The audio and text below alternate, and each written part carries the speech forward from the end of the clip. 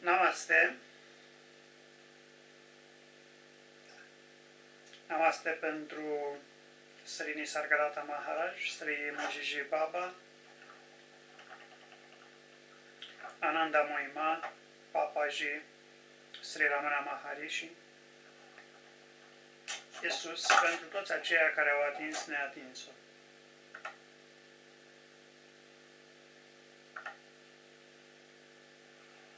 Namaste pentru Suprem, Absolut, Dumnezeu Tatăl, sau oricum ați dori să îl numiți, și namaste pentru toți aceia care veți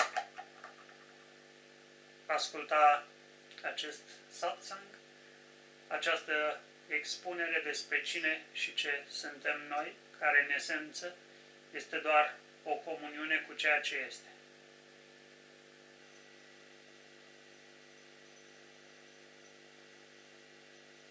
Da, atunci o să continuăm.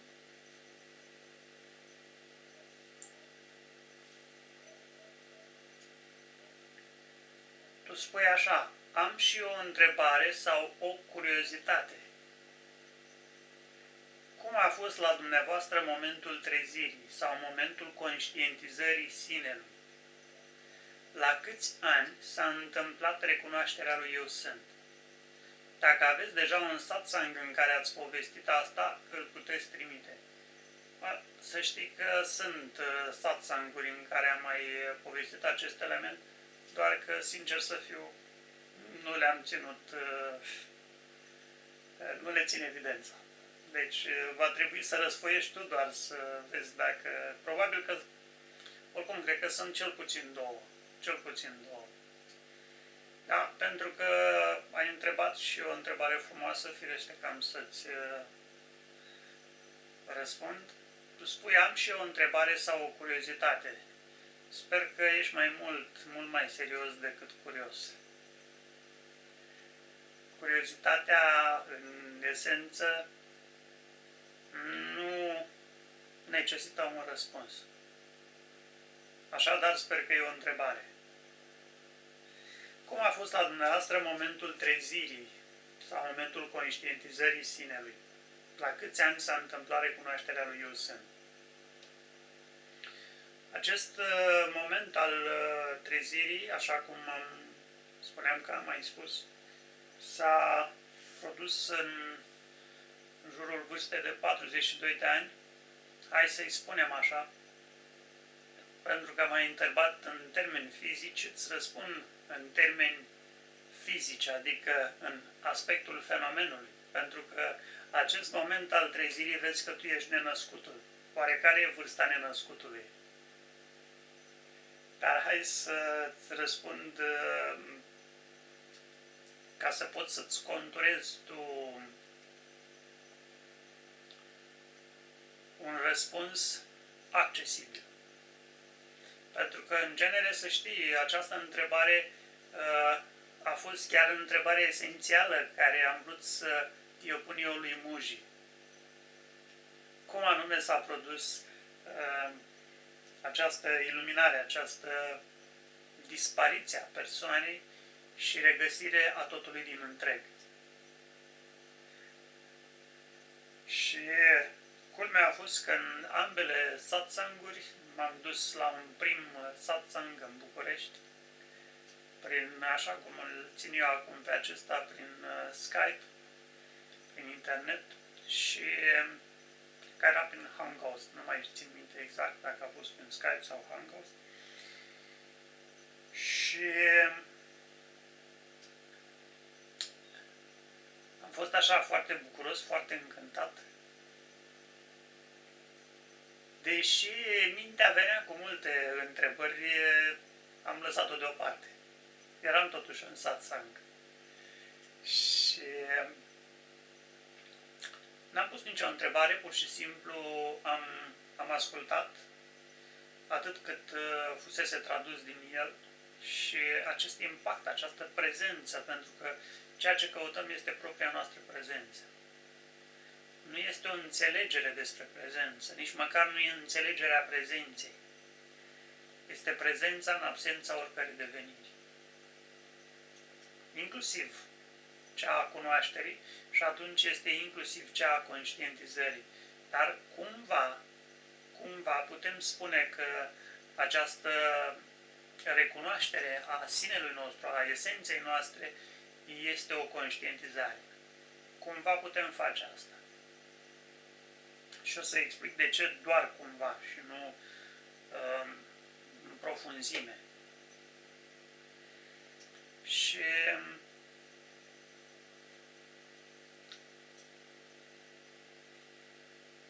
la acel satsang pur și simplu simțeam că plutesc.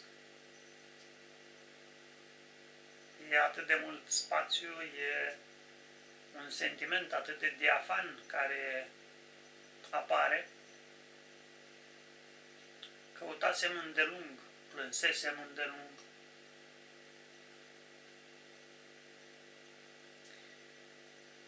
Și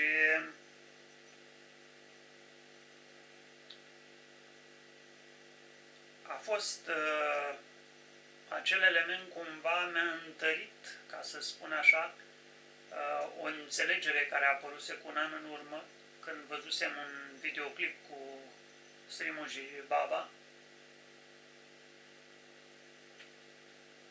povestea ștergătoarelor de parbriz.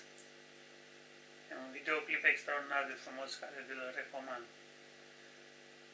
Un tânăr care terminase școala de șoferi și vrea să mai facă niște ore. Iese pe autostradă și instructorul pune să dea drumul la ștergătoare pentru că începuse să plouă. Până atunci nu plouase niciodată. Și el mergea după ștergătoare. Și la un moment dat plouă și mai tare. Dă drumul și mai tare. Nu, Cociocnescu, nu ciocnești, uite-te la drum. Nu pot că mă uit la ștergătoare. Uite-te la drum, lasă ștergătoare. Nu pot că mă uit. De ce îți spun această poveste și ți-o reamintesc foarte pe scurt? Pentru că exact așa suntem noi. Noi ne uităm tot timpul după gânduri, în loc să ne uităm, să vedem sinele, natura noastră reală. De-aia noi nu vedem liniștea în care apar gândurile, pentru că ne uităm după gânduri, nu după liniște. Noi vedem copacii, niciodată nu vedem spațiul care găzduiește copacii. Și după ce am văzut, am avut o stare serafică care a durat ceva mai multe zile, chiar Srimuji mi-a păruse vreo 3 zile la rând, forma lui era cu mine, mergea pe stradă și așa mai departe. Și mintea are astfel de impregnări, să știți. E și un fenomen de transfer de stare, probabil datorită iubirii care apare. Și la un moment dat am realizat firește că ceea ce apare și dispare nu este adevărata noastră natură. Și din acel moment a fost ca și cum eram un marfar cu foarte multe vagoane în urmă și am început la fiecare gară să las câte un vagon. Ia să vedem, e chestia aceea? Nu e chestia aia. Da, e chestia aia legată de practică? Nu e nici aia legată. Da, e aia? Nu, nici aia, nici aia, nici aia. E un fel de intrare în acest element al lui Nagarjuna și al lui Buddha, neti, neti, neti, neti. Nici aceasta, nici aceea, nici cealaltă, nici aia-laltă, nimic, nimic, nimic, nimic. Pentru că mintea vine să-ți ofere soluții și atunci când una dintre ele crezi că este sinele, nu faci nimic altceva decât să iei un gând care apare în minte ca fiind sinele. Ori mintea însăși apare în sine cu toate gândurile ei. Și spuneam că după, să mă întorc la acel prim satsang, după acel prim satsang am simțit ca și cum aș fi dat jos din spate o povară. Simțeam că, într-adevăr, ceea ce îmi spune Srimuji față de ceea ce auzisem până atunci era incomparabil. Trebuie să fie mai ușor decât ușor. Pentru că natura noastră reală este fără efort. Asta nu este o condiție. Este pur și simplu grația ființării. Este grația de a fi sau eu sunt. Nu e un fenomen de cunoaștere. Și la o perioadă relativ scurtă, nu mai țin minte, dar oricum, în măsura în care dorești, cele două sapțanguri sunt, primele două sapțanguri care au fost cu România, sunt puse pe Mujii România și le poți viziona, le poți vedea cu atât mai mult că am văzut că știi limba engleză. Și la cel de-al doilea sapțang, wow, ce m-a mai mâncat limba! M-a mâncat limba să mă duc și eu în fața acolo să spun ceva. Mintea zice, ok, gata, nu, hai, că acum chiar știi despre ce e vorba. Nu, gata, deci asta e, sigur asta e. Și am stat liniștit, pur și simplu. Am făcut chiar ceea ce, într-un anume fel, spunea Mujii. Să rămâi în prezență. Stai ca eu sunt, rămâi ca eu sunt. Și nu m-am dus și pentru faptul, recunosc că neștiind foarte bine engleză, n-am simțit nici acest imbold lăuntric, deși era atunci translator. Fapt, la amândouă au fost. Dar a venit momente în care nu mai rețin acum care era prima întrebare. Cineva a pus această întrebare și Mujii a răspuns.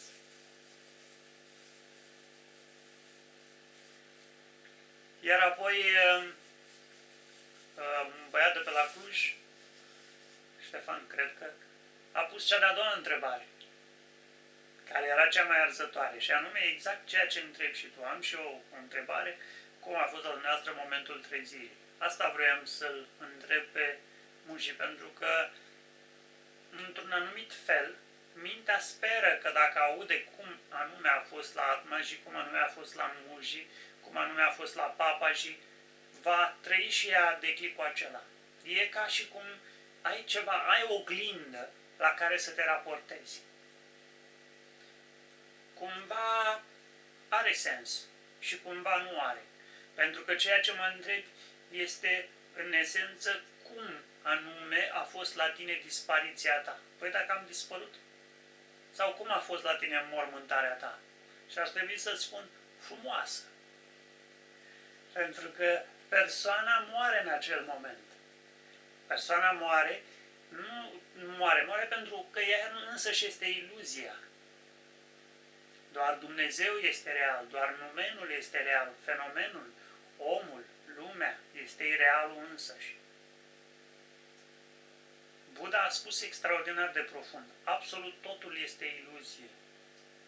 Dacă absolut totul este iluzie, cel care afirmă că absolut totul este iluzie este real,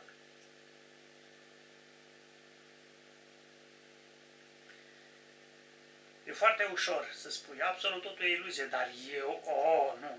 Deci pe mine nu o să pune problema, eu sunt real.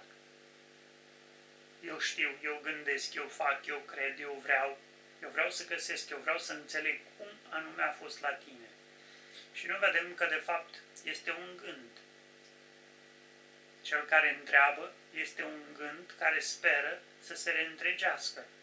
Culmea este că chiar în momentul în care el se resoarbe înapoi acasă, în izvorul din care a apărut, vezi că tu ești întregirea însăși. Niciodată n-ai fost altfel, niciodată n-ai fost gândul.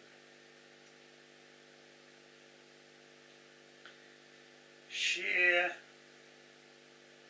răspunsul a fost foarte profund.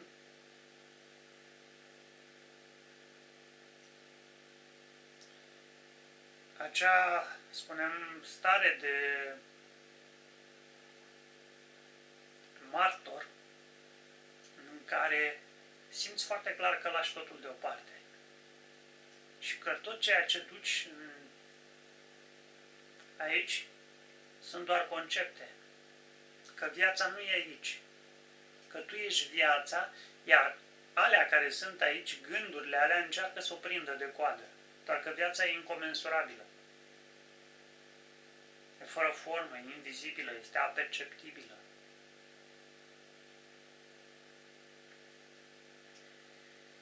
Și la vreo 7 zile, ceva mai târziu, parcă chiar de ziua mea, așa zis, ziua mea de naștere sau, mă rog, ceva de genul acesta,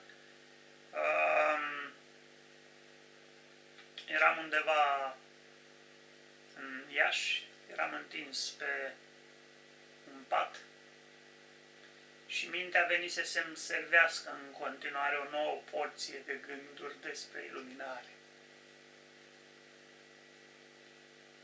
Și priveam o floare. Și în timp ce priveam o floare, pur și simplu am dispărut, am realizat că eu sunt acea floare. Că eu sunt.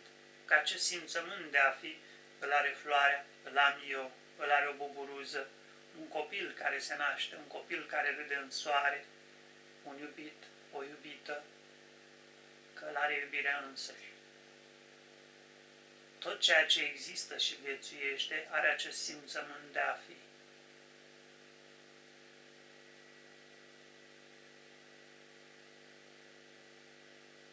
Elementul acesta al dispariției tale sau, că asta în esență nici nu o poți numi dispariție, unii au spus moarte sau moarte inițiatică. Dar nu poți să spui că e o moarte, pentru că pur și simplu simți cum gândul se scurge, dacă vrei, se retrage înapoi în sursa lui.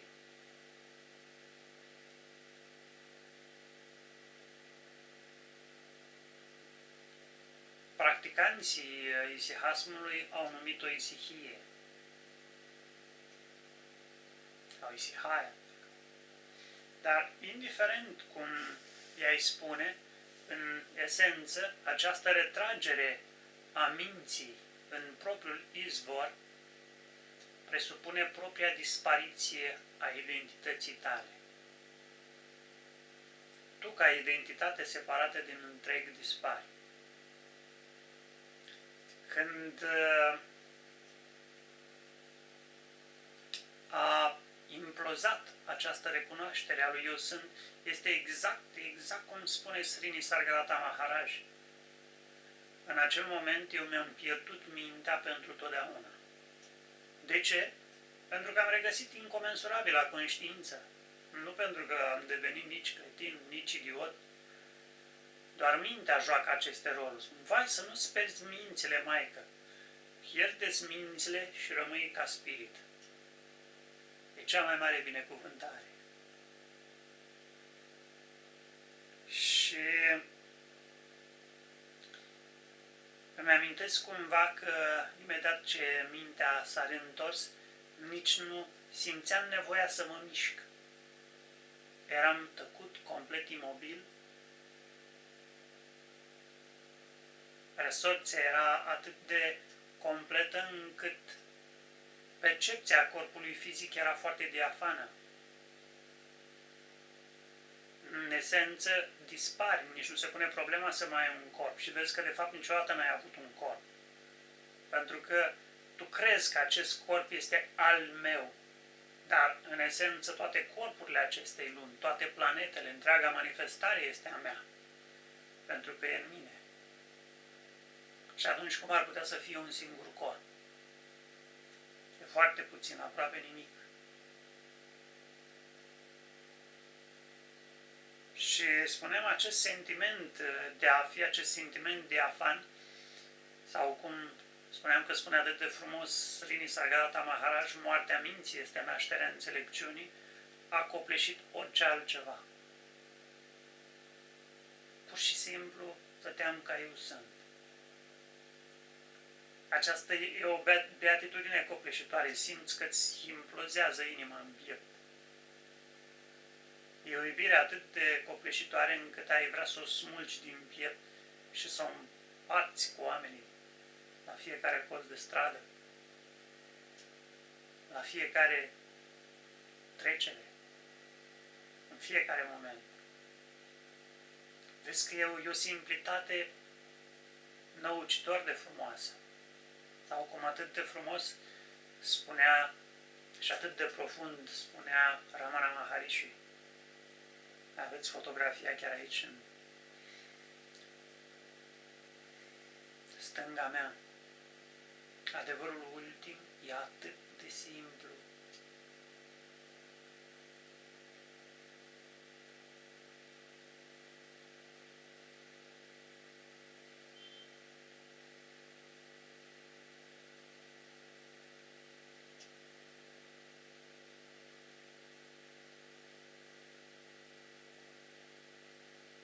Dintotdeauna a fost aici. Vezi că acest simțământ de a fi, toți oamenii îl au, doar că îl confundă pe a fi cu un gând din minte. Și când îl confundă pe a fi cu un gând din minte, a fi se transformă în a face, a ști, a vrea, a putea, a crede, a spera. Și poți să continui lista cu toate verbele pe care le știi.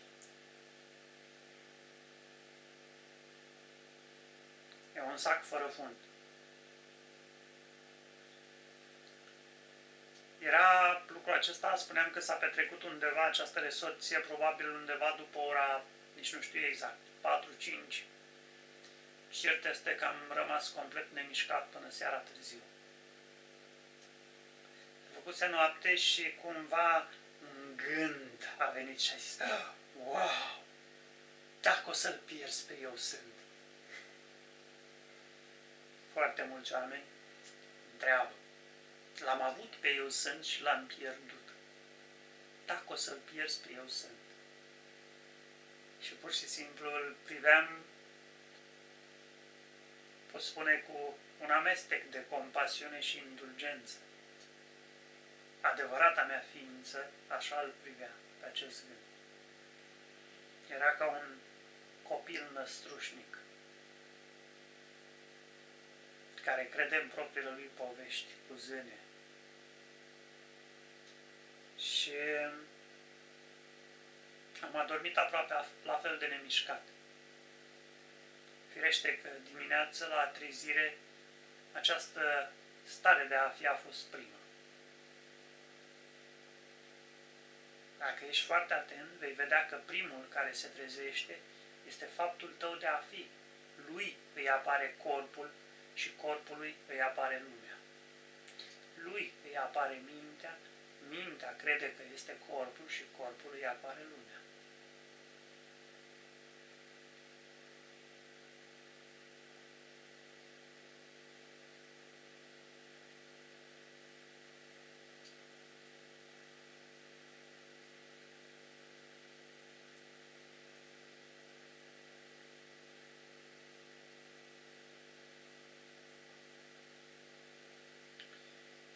Iar din acel moment, această trăire nu m-a părăsit nici măcar o singură clipă. Nu mai știu, dar cred că undeva la vreo 7 zile mai târziu, chiar și acest simțământ de a fi a plecat.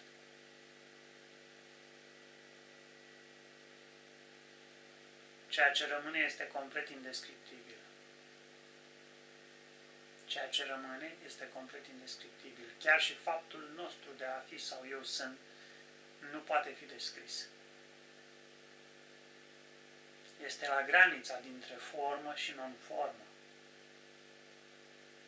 dintre cunoaștere și ființare. Și totuși este ființarea însăși. Este această prezență, este chiar acum, chiar aici.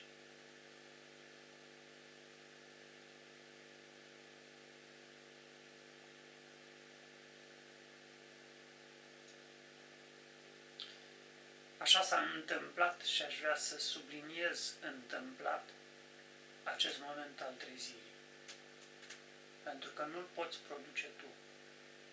Tot ceea ce produci tu, vei pierde tu. Această recunoaștere pur și simplu răsare, nu o poți face. E o grație. E o grație, pur și simplu în acel moment în care am dispărut, am realizat foarte clar despre ce anume vorbește Muji. Cumva glonțul, dacă vrei, lui Muji pentru mine este indescriptibil. Este indescriptibil. Ce anume este indescriptibil? Că după aceea era un amestec de râs și plâns. Nu știam dacă să râd sau să plâng, pentru că am sesizat faptul că dintotdeauna era aici. Dintotdeauna era aici, doar e un gând în minte care tu crezi că nu e aici. Și firește, o lungă perioadă după aceea, acest extaz de a fi e copleșitor. Uneori mergi pe stradă și pur și simplu trebuie să te oprești. Corpul ca atare face anumite lucruri și pur și simplu rămâne imobil. Dar indiferent dacă mergi, te oprești, vorbești sau orice s-ar întâmpla, știi că nu tu faci toate acestea. Și eu sunt. Și firește, când acest eu sunt pleacă la culcare, ceea ce ești tu este chiar ceea ce ai fost dintotdeauna, dinainte de a te naște, și vei fi după ce această cunoaștere materială nu va mai fi.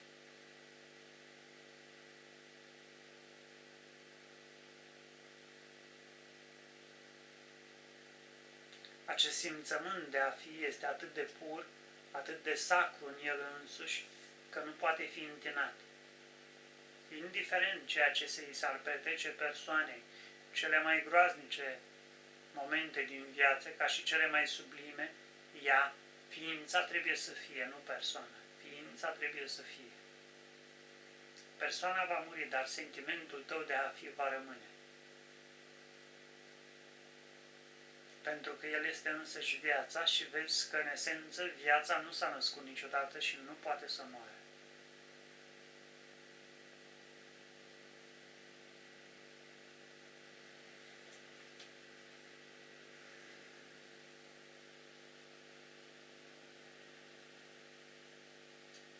Draga mea sau dragul meu, nu mai amintesc exact cine a pus această întrebare, sper că,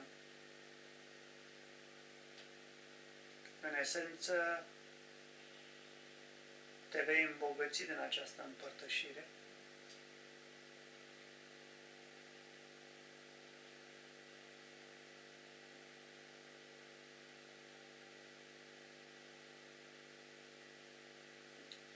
Urmărește să vezi ce anume nu s-a schimbat în tine de mic.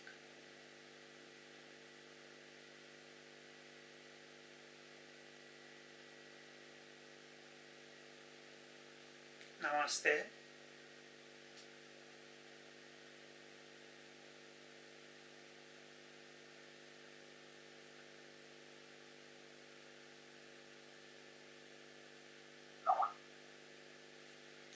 Te îmbrățișez cu mult drag și